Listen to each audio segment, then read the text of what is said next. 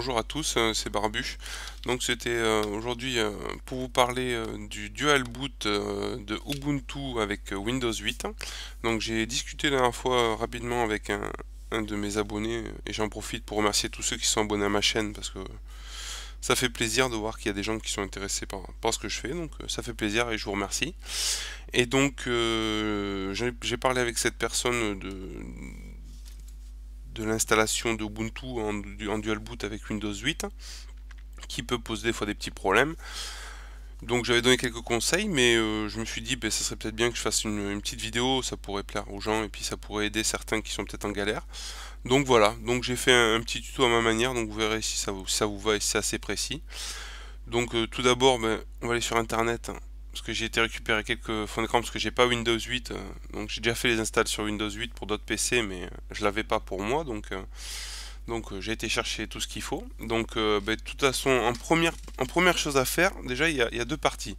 Il y a la première qui va concerner ceux qui n'ont pas assez de place sur leur disque dur. Alors la plupart du temps, c'est ceux qui ont des PC portables. Donc PC portable, automatiquement, ils ont les disques durs déjà de prix par Windows 8, donc ils sont bloqués. Après, toutes les personnes qui ont déjà des disques durs en plus dans leur PC ou leur tour ou autre, eux, s'ils ont des partitions de libre, la première partie que je vais parler va pas trop les concerner. Après, c'est l'autre partie où je vais vraiment parler de l'installation en elle-même. D'abord, pour ceux qui ont besoin de place et qui n'ont pas de partition de libre, la chose que je leur conseille, de toute façon ils n'ont pas d'autre choix, c'est d'abord d'aller donc dans leur Windows 8 ou Windows 7, hein, c'est la même chose. Donc d'aller dans leur panneau de configuration et d'aller donc dans défragmenter. Donc première chose, alors je vous montre là, bon là il y a Windows 7, hein, je sais pas trop pourquoi, mais bon. Dans tous les cas, ceux qui ont Windows 8, ils vont avoir au moins 4 ou 5 partitions. Alors ils ont Windows, donc c'est marqué OS je crois. La deuxième partition c'est Data, c'est le D. Il doit y avoir une récupération et une autre, quoi. Il y a au moins 4 partitions pour Windows 8 je crois. Donc celle qui nous intéresse c'est Data, c'est la D. C'est la plus grosse principalement et c'est celle où on fait du stockage dessus. Donc l'important c'est de récupérer de l'espace dessus. Donc d'abord défragmenter pour pouvoir faire les manips. Donc vous faites une défragmentation pour que le disque, la partition D elle soit propre. Donc quand vous avez fini votre défragmentation sur la partition D, automatiquement, donc je vais changer de fenêtre, voilà, il faut aller dans la gestion des disques. Donc vous avez vos partitions qui s'affichent et vous vous mettez, donc là il me se met sur le C, mais entre autres vous vous mettez sur le D, vous faites clic droit et là vous faites réduire le volume, ce qui va vous permettre de récupérer de l'espace sur cette partition D. Donc là je change de fenêtre, donc automatiquement quand vous faites réduire, ça va vous ouvrir cette fenêtre. Donc vous avez la taille totale en MO, taille totale en MO avant réduction, ok, espace de réduction disponible et quantité d'espace à réduire, et total en MO après réduction.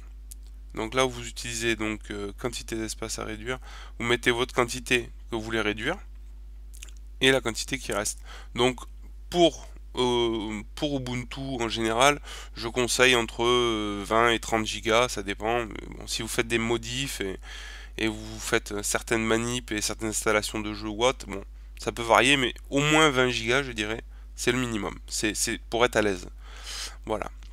Donc quand cette manip est faite et que vous avez réduit votre disque dur D et que vous avez donc récupéré à peu près 30, au moins entre 20 et 30 gigas d'espace libre, alors moi je dirais plutôt 30 parce que vous verrez après je vais faire plusieurs partitions moi.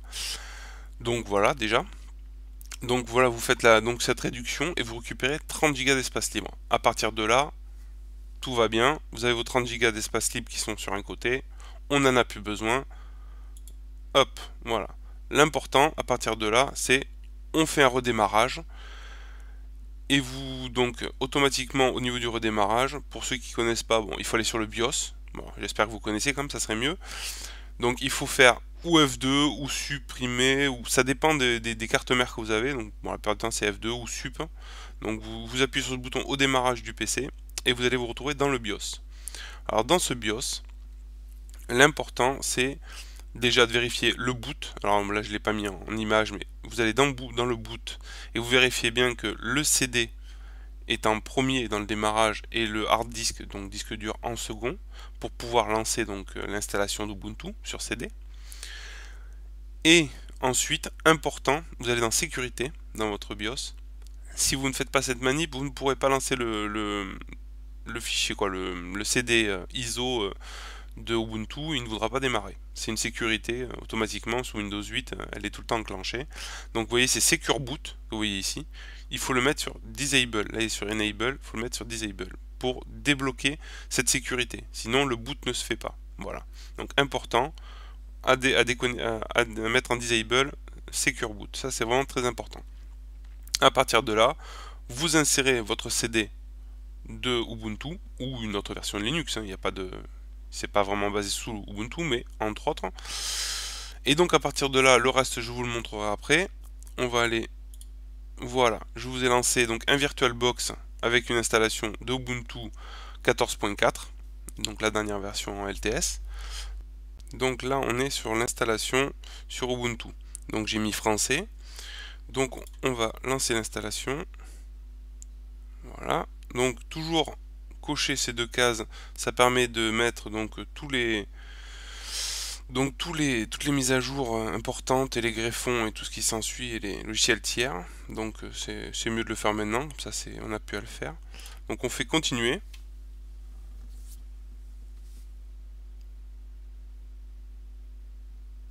Voilà.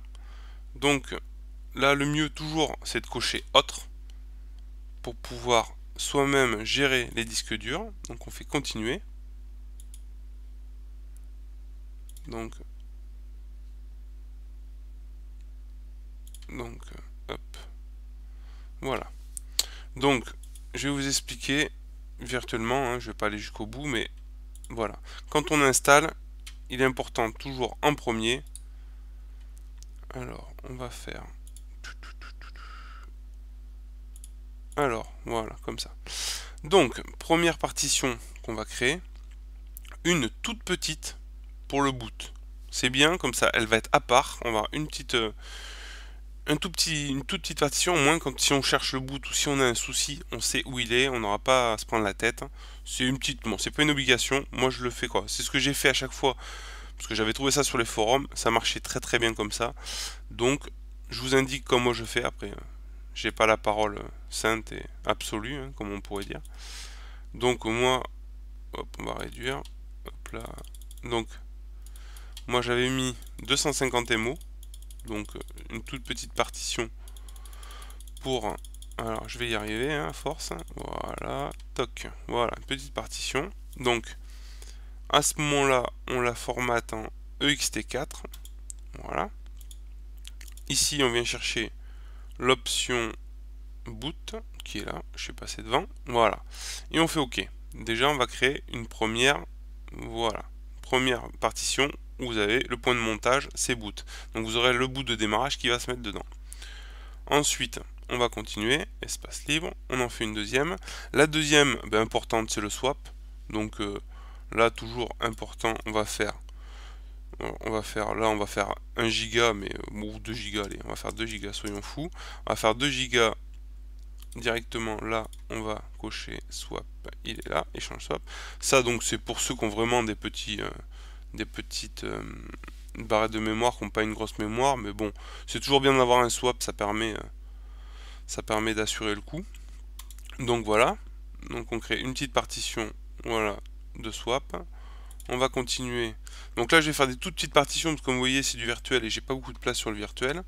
Mais après à vous de gérer les quantités et les grosseurs de partitions comme vous le sentez, puis selon la place que vous avez et que vous avez pu récupérer. Donc on va continuer ma troisième partition. Alors je vais me garder un peu de place, je vous expliquer après pourquoi. Donc là je vais faire une partition, on va dire, de 5 Go, hein. Voilà, soyons fous. Hop, 5 Go, toujours XT4. Donc là, on va y mettre le point de montage, le slash, c'est la base de Ubuntu, donc on change rien. Voilà. Et avec l'espace libre qui va rester, voilà, je vais vous expliquer moi souvent ce que je fais.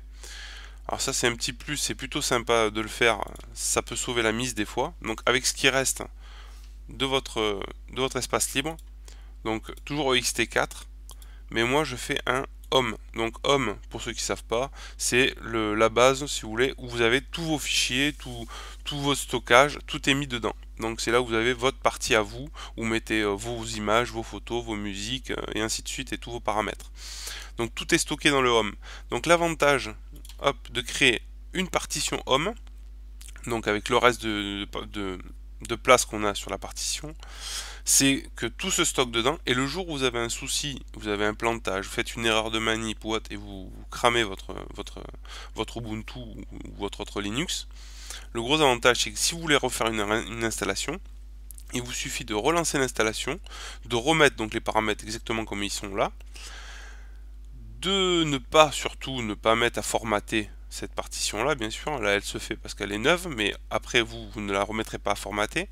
Vous refaites une installation donc en remettant les mêmes paramètres, en remettant le même le même nom d'ordi et les mêmes mots de passe et tout qui va bien exactement pareil, et vous récupérez automatiquement toutes vos données.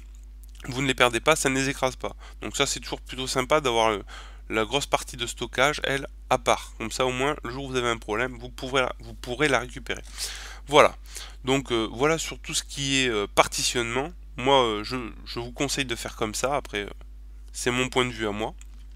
Donc voilà. Et à partir de là, on lance l'installation d'Ubuntu.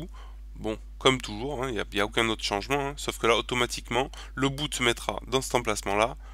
Le Linux s'installe là et vous aurez votre fichier home là-dedans pour tout votre stockage. Comme ça sera carré, propre, vous n'aurez pas de soucis. Voilà, donc là c'est ce que je voulais dire sur l'installation. Donc quand vous avez lancé ça, que l'installation se fait, tout se fait bien, tout ça, vous relancez le PC et vous redémarrez. Automatiquement vous avez deux choix, deux possibilités. La plupart du temps, normalement maintenant, tout est très bien géré par Linux, tout a été fait pour que quand vous redémarrez, vous tomberez sur cette fenêtre là, le grub. C'est le moteur de démarrage de Ubuntu et de pas mal de Linux, pour pouvoir choisir si vous voulez démarrer sur Ubuntu ou vous voulez démarrer sur Windows. Alors si tout va bien et si ça démarre comme ça, pour vous tout va bien, tout est merveilleux, vous pouvez utiliser Linux, Windows, tout va bien.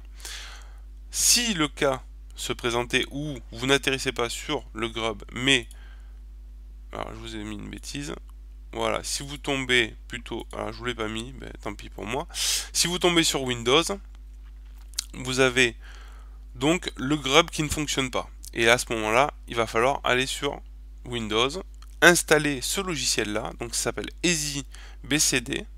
Alors c'est un logiciel qui permet d'utiliser le moteur de le démarrage de Windows et d'y intégrer une option pour Linux. Donc automatiquement, vous voyez, là je vous l'ai mis grossièrement une image comme ça.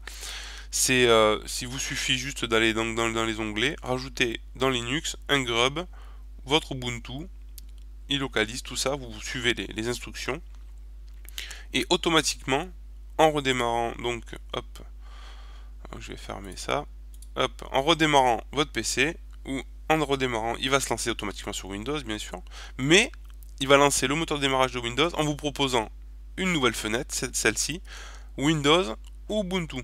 Donc à ce moment-là, il vous suffit de cliquer sur Ubuntu, lancer votre Linux, et puis là automatiquement vous aurez accès à Linux sans aucun problème.